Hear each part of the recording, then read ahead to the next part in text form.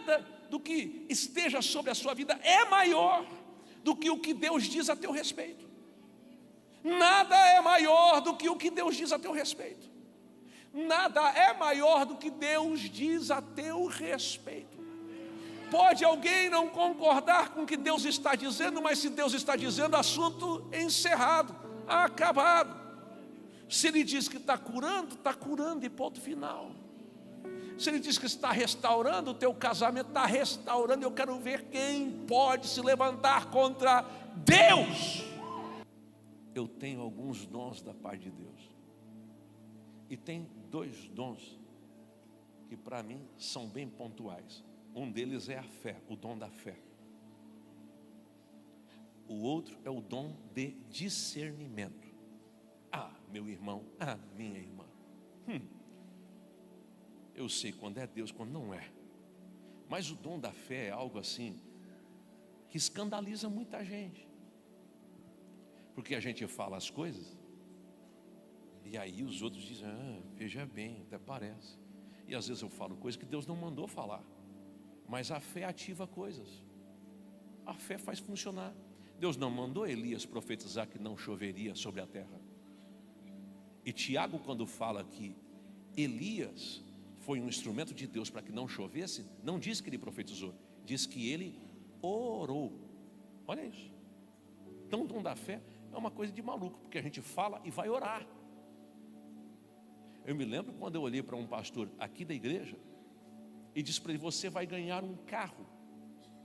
Ele olhou para mim e pensou, o pastor Júnior deve estar ajustando, talvez fosse a ideia dele, ajustando um pessoal aí para me dar um carro. Não estava fazendo nada disso. Eu disse, você vai ganhar um carro. Ele olhou para mim, pastor, é assim meio incrédulo. Fez aniversário e um empresário deu um carro para ele. Deu.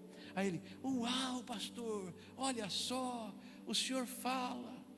Outro dia eu falei algo para uma pessoa e na mesma semana Deus fez. E a pessoa, meu Deus, pastor, o senhor fala e Deus cumpre. Não, não é eu que falo e Deus cumpre. Não é a palavra liberada, ela pode fazer com que haja rompimento nas mais áreas distintas da sua vida. Por isso, deixa eu dizer uma coisa aqui, você vai prosperar. E por que eu vou prosperar? Porque eu creio, eu tenho fé. Eu creio que você vai prosperar. Eu creio que Deus vai abrir portas. E por que Deus vai abrir portas, pastor? Escute, você pode viver uma estação de portas abertas e nunca mais viver, se bater no peito e achar que está vivendo porque é bonzão. Mas você pode viver ciclo após ciclo de portas abertas, porque creu e deu a Deus toda a glória que é devida ao seu nome. Diga amém. Então, escute, você precisa se posicionar em fé quando ouve a palavra de Deus. Ouviu a palavra de Deus, se posiciona. Se posiciona, entenda o que Deus diz a teu respeito. Jesus um dia disse para os seus discípulos, já não vos chamo mais de servos, mas agora vos chamo de amigos. Olha isso. Você vai ver que em Cristo a gente recebe o quê? Uma nova identidade. Lá em Romanos 8 a gente se depara com isso. Ora, se somos filhos de Deus, somos também co-herdeiros com Cristo, se é certo que com Ele padecemos, para que também com Ele sejamos glorificados. Então, nós somos filhos, somos herdeiros de Deus, co-herdeiros em Cristo.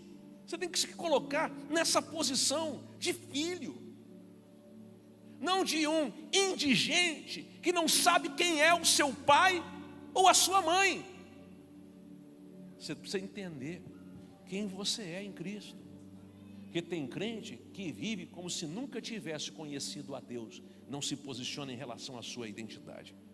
Mas se eu digo que é preciso quebrar os rótulos para viver o novo de Deus, Então eu começo dizendo: se afaste das pessoas que instigam as suas iniquidades. Vou repetir: se afaste das pessoas que instigam as suas iniquidades. Vou falar mais uma vez, porque eu quero que você grave isso, e é uma coisa que você tem que fazer. Se afaste das pessoas que instigam as suas iniquidades. O que isso quer dizer, pastor? Todos nós temos amigos, e todos nós temos amigos que vivem com a gente há muito tempo, nos conhecem há muito tempo. Gente que lá atrás caminhou com você, amigos que passaram pela sua adolescência, outros por sua juventude, alguns que passaram pelos melhores momentos, quando você estava vivendo numa integridade incrível, mas também amigos que vivenciaram momentos de perdição que você viveu. E é natural que de repente, ao encontrar alguns amigos assim depois de um tempo, ou então tentando servir a Deus, alguns amigos que permanecem perto, vez por outra se dirijam a você dizendo o seguinte: olha, eu sei quem você é, não adianta querer pagar uma de crentinho, de santo, porque eu sei quem você é. São amigos que valorizam demais as suas iniquidades, os seus pecados de lá atrás. São amigos que jogam na cara o tempo todo quem você foi, ou vez por outra, mas jogam na cara, lembrando você, porque é gente que tem prazer em lembrar dos seus fracassos, a fim de se sentirem melhores do que você. E é triste quando esse tipo de conversa vem, e isso afeta a sua fé, sua identidade, e você começa a questionar. Então, quando você encontra gente assim, se afaste. Se afaste. Eu me lembro de uma pessoa que chegou perto de mim e começou a me contar uma história. Tu lembra de mim? Eu disse: não lembro. Ah, vou refrescar a sua memória. E começou a contar uma história, como se a história fosse prazerosa. Mas a história, eu era adolescente, tinha 16 anos, e eu comecei a ouvir e me lembrar do que tinha acontecido, a coisa terrível que eu tinha feito quando tinha 16 anos. Nada escandaloso, mas coisa ruim. E aí eu olhei para ele: mas vem cá, eu não lembro de você, mas eu lembro desse momento, e você diz ser meu amigo, e você vem para me lembrar de um fracasso da minha vida. Pelo amor de Deus, pelo amor, eu tive que dar as costas e sair fora, porque gente assim vem para te instigar, vem para querer dizer que você não é o que Deus está dizendo a teu respeito. Mas você tem que se afastar de pessoas que instigam as suas iniquidades. Diga amém. A segunda coisa que eu anotei aqui é que Deus é especialista em revogar rótulos. Diga: Deus é especialista em revogar rótulos. Ele é. No versículo 5 do capítulo 1 de Jeremias, a gente lê: antes que eu te formasse no ventre materno, eu te conheci, e antes que saísses da madre, te consagrei e te constituí profeta às nações. Uau, gente!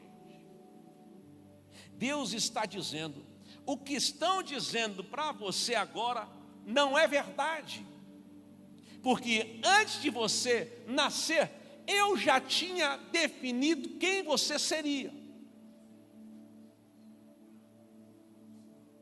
Eu não sei se você aceitou a Cristo, se você se entregou a Cristo aos 30 anos, aos 40 anos, aos 50 anos, aos 15, aos 10, eu não sei.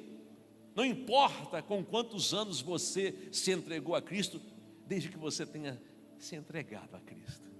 Olha só, povo bonito. Você se entregou a Cristo. Agora escute, é natural que o diabo o tempo todo vai querer te acusar, vai querer te afrontar, vai querer lembrar dos seus pecados. É natural, ele vai querer fazer isso. Mas eu, como mensageiro de Deus, hoje estou dizendo, antes que qualquer coisa tenha sido dita a você, antes de qualquer coisa, Deus já tinha uma definição a teu respeito. Você não conhecia Ele, mas agora você conhece e está aqui.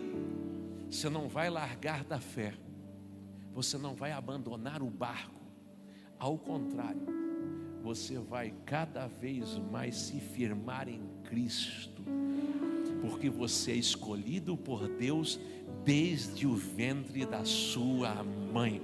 Deus sabia que no dia 6 de julho, nesta hora, próximo de 20 horas e 35 minutos, você estaria ouvindo esta palavra, e nesta definição de que você estaria ouvindo esta palavra, Deus estava pensando, ele vai ouvir o pastor Júnior dizer que antes dele nascer, antes dela nascer, eu já havia o escolhido.